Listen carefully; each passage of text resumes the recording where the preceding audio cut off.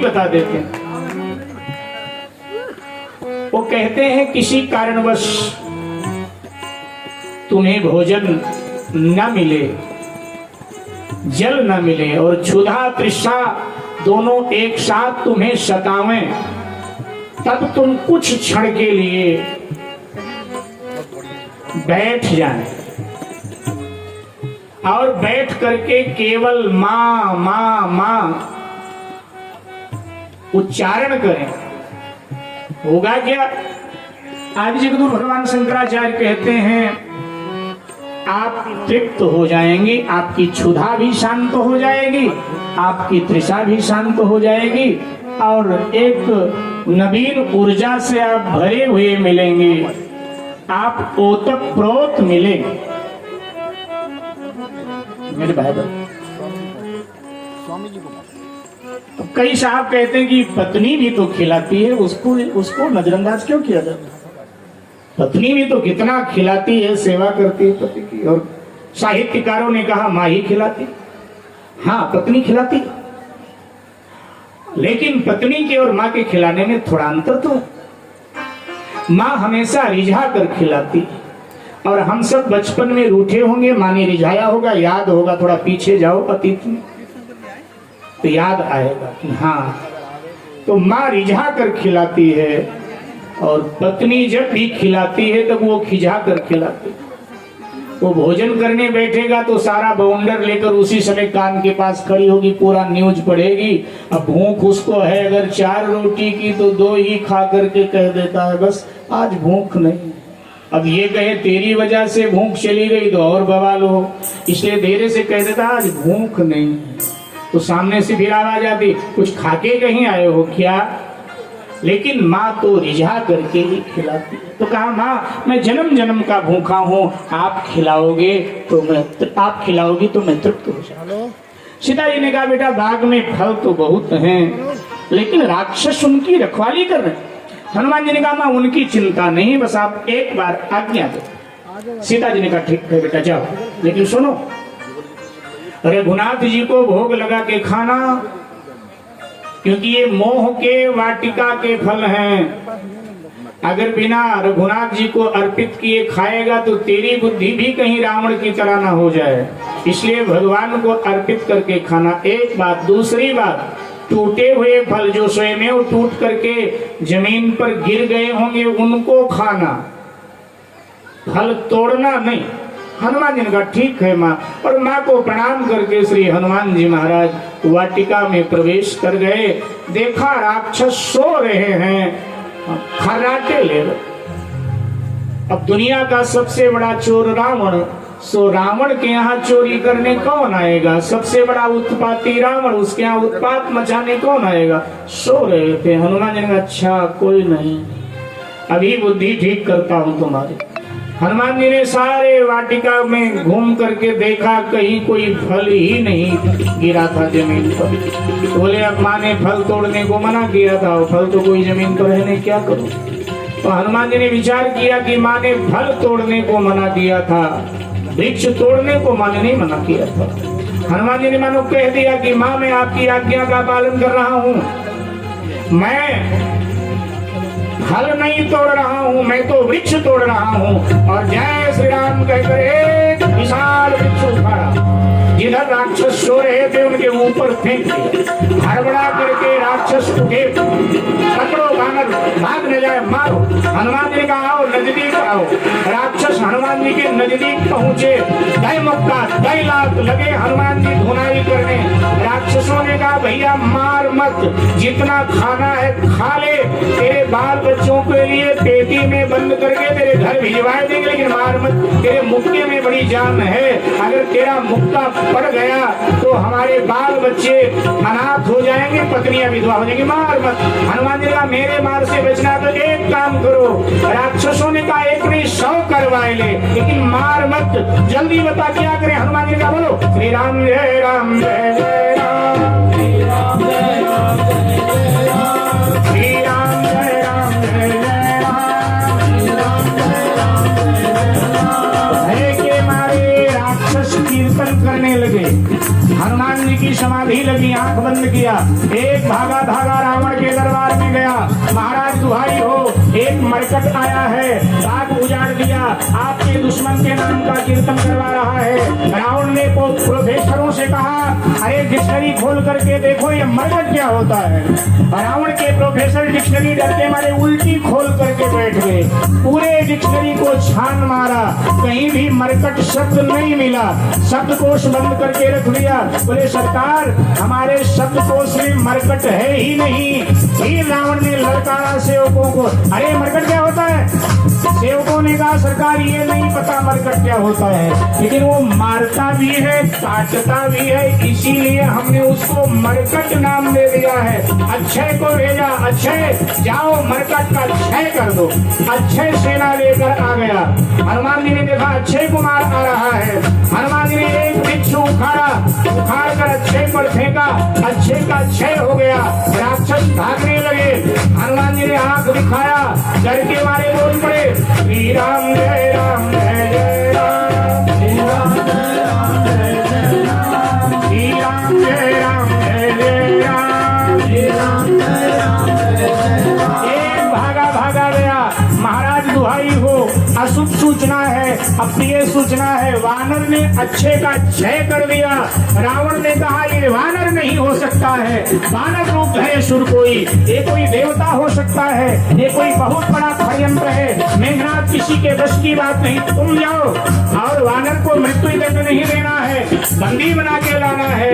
मैं देखना चाहता हूँ किस देवता का षड्यंत्र है। मेघनाथ चला है, लंका का निर्णायक योद्धा है मेघनाथ। देवासुर संग्राम में देवराज इंद्र को बंदी बना लिया।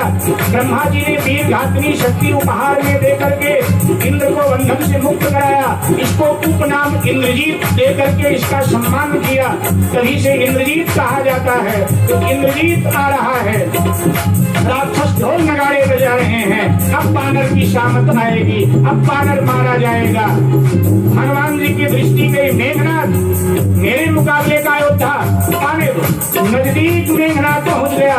कभी देखा दारुण भटयावा, कभी देखा दारुण भटयावा, कभी देखा दारुण भटयावा, कभी देखा दारुण भटयावा। कटाई कर जाय रुधावा, कटाई कर जाय रुधावा। विशाल करके तरुआरा, विशाल करके तरुआरा, अति विशाल करके तरुआरा, अति विशाल करके तरुआरा। तीरथ की लंकेश कुमारा, तीरथ की लंकेश कुमारा। रहे महाभद्रता के संसार, रहे महाभद्रता के संसार। कहीं कहीं छठ मर रही जगन्नाथ, कहीं कभी मर रही। हनुमान जी ने देखा मेघनाथ आ गया। हनुमान जी ने गर्जना किया, एक विशाल वृक्ष उखाड़ कर मेघनाथ के रथ पर फेंक दिया। रथ चकनाचूर हो गया। मेघनाथ बिना रथ के, मेघनाथ के साथ जो योद्धा गए थे, किसी को पांव के नीचे पकड़ कर दबा दिया, पीछे हो गए। कईयों को हाथ से रगड़ दिया, कईयों को हथेर से हनुमान जी ने ढहा दिया। और अब मेघनाथ से भिड़ गए। दोनों मल्ल युद्ध करने लगे। जब दोनों इस तरह से भिड़ रहे थे, गोस्वामी जी से पूछा गया कैसा लग रहा है? दोनों भिड़ रहे हैं, मेघनाथ और हनुमान, ये दृश्य कैसा है? तो कहा ऐसा लग रहा है कि मानो दो पर्वत आपस में भिड़ रहे, दोनों दो गजराज आपस में भिड़ रहे हो। और अब श्री हनुमान जी महाराज ने मेघनाथ के केशों को पकड़ कर घुमाया, धरती पर पटक दिया, एक मुक्का मारा, मेघनाथ बेहोश हो गया। हनुमान जी उछल करके अशोक वृक्ष पर जाकर बैठ गए और मेघनाथ की बड़े देर में मूर्छा जगी। मेघनाथ को लगा कि बाप रे ये मार डालेगा, ये जीता नहीं जाएगा। और अब मेघनाथ ने अपने प्राण रक्षा के संकल्प के साथ हनुमान जी पर ब्रह्मास्त्र चला। हनुमान जी ने देखा ब्रह्मास्त्र आ रहा, विचार किया क्या करो। हनुमान जी सब जगह सफल इसीलिए क्योंकि हनुमान जी महाराज विचार करके तब कार्य करते हैं। हम असफल हर जगह इसलिए हो जाते हैं क्योंकि हम पहले काम करते हैं, बाद में विचार करते हैं। दिवंगत राष्ट्रपति डॉक्टर शंकर दयाल शर्मा जी का नाम सुना होगा आप सबने। डॉक्टर शंकर दयाल शर्मा जी की एक पुस्तक है सदा सफल हनुमान, जो उन्होंने स्वयं लिखा है। सदा सफल हनुमान अपने आप में बड़ी अद्भुत पुस्तक है। पुराणों से और सभी रामायणों से प्रसंग लेकर के उन्होंने उद्धृत किया है कि देखिए हनुमान जी कहीं असफल हुए ही नहीं, सदा सफल। और उसके पीछे वो ये सूत्र भी देते हैं, ये उन्हीं का सूत्र है जो मैंने व्यासपीठ से बोला कि हनुमान जी विचार करके फिर काम करते। तो हनुमान जी ने विचार किया कि अगर वैसे तो ब्रह्मा जी का मुझे वरदान है कि ब्रह्मास्त्र में तोड़ सकता हूं, ब्रह्मास्त्र मुझे प्रभावित नहीं कर सकता, लेकिन अगर ऐसा मैं करता हूं तो ब्रह्मा जी की मर्यादा नष्ट होगी और मैं मर्यादा पुरुषोत्तम का दूत हूं। लोग कहेंगे मर्यादा पुरुषोत्तम के दूत ने ब्रह्मा जी की मर्यादा नष्ट कर दिया, तो ये भी ठीक नहीं है। रावण के दरबार में जाना ही है, सो मैं बंद कर चला जाता हूं। ब्रह्मास्त्र त्यहि साधा कपि मन कीन विचार, और जो न ब्रह्म शरमानो तो महिमा मिटई अपार। हनुमान जी बंद गए और बंद करके गिरे किधर, जिधर 1000-2000 बचे राक्षस खड़े थे ना, हनुमान जी उन्हीं के ऊपर गिर गए। बाबा कहते हैं परत्यु बार कटक संघारा, गिरते गिरते भी हनुमान जी हजारों को अपने नीचे कुचल देते हैं। हनुमान जी संत जिधर गिरता है बुराई को ही नष्ट करता है, बुराई को ही कुचलता है। हनुमान जी बेहोश होने का नाटक कर रहे हैं, आंख बंद करके पड़े हैं। मेघनाद ने राक्षसों से कहा आप क्यों डर रहे हो, पकड़ो इसको ले चलो दरबार में पिताजी। राक्षसों ने कहा जी आपको तो आदेश देना है ना, और हमें तो उसके नजदीक जाना है। अगर कहीं उसने मुक्का लगा दिया ना तो जिंदगी हमारी खत्म हो जाएगी। नौकरी पे रखो चाहे भगाए दो, अपने बस का नहीं। लेने नहीं बेहोश है। और जब कहा बेहोश है तो हिम्मत करके राक्षस फिर नजदीक गए। हनुमान जी आंख बंद करके पड़े थे, जैसे राक्षस नजदीक गए हनुमान जी ने धीरे से आंख खोलकर राक्षसों की ओर देखा तो बिना कहे बोल पड़े श्री राम जय राम जय जय राम, श्री राम जय राम जय जय राम, श्री राम जय राम जय जय राम, श्री राम जय राम जय जय राम। मेघनाद ने कहा चुप, शत्रु के नाम का कीर्तन करते हो?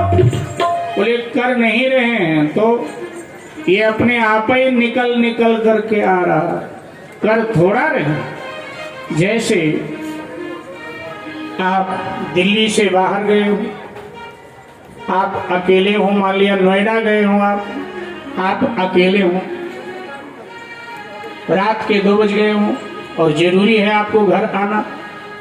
आप आ रहे हो, आकाश में बादल हो, बिजली कड़क रही हो, सड़क की लाइट चली गई हो, और तब आप हनुमान चालीसा बोलते नहीं है, बल्कि हनुमान चालीसा अपने आप ही निकल निकल करके बाहर आता है। ऐसे राक्षसों के मुंह से कीर्तन अपने आप ही राम नाम का निकल निकल करके आ रहा है। मेरे भाई बहन रावण के दरबार में ले गए। संक्षेप हनुमान जी ने रावण को समझाने का प्रयत्न किया।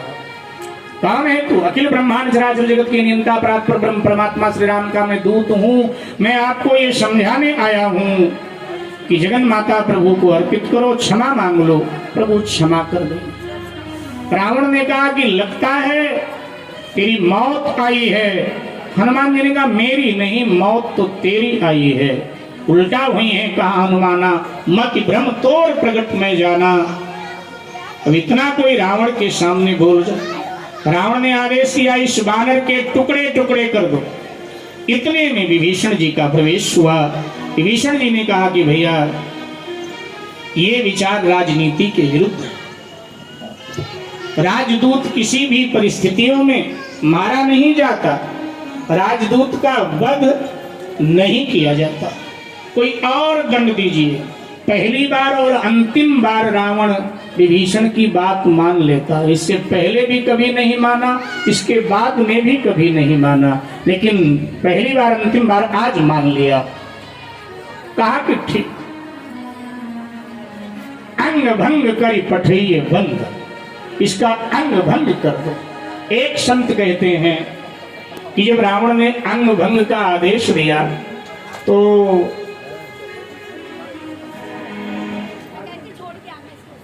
रावण ने जब अंग भंग का आदेश दिया तो हनुमान जी को लगा कि इसे अपनी बहन शूर्पणखा की याद तो नहीं आ गई। जिस शूर्पणखा का भी अंग भंग हुआ था, नाक कान कटा गया, तो कहीं ये आदेश करे कि नाक कान इसका काट लो।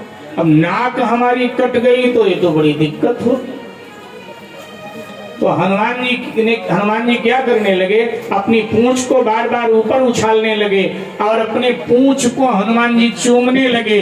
रावण ने देखा, उसको लगा कि पूंछ इसको बड़ी प्रिय है। रावण ने कह दिया, कपिके ममता पूंछ पर सभी कहां समझाए, तेल गोरी पटबान खुद पावक देव लगाए। इसको बानर को अपने पूंछ पर बड़ी ममता है, इसलिए इसके पूंछ में आग लगाए दो, तेल घी कपड़ा लपेट कर। तो कुछ क्षण कुछ जरूरी सूचनाएं, कुछ विशेष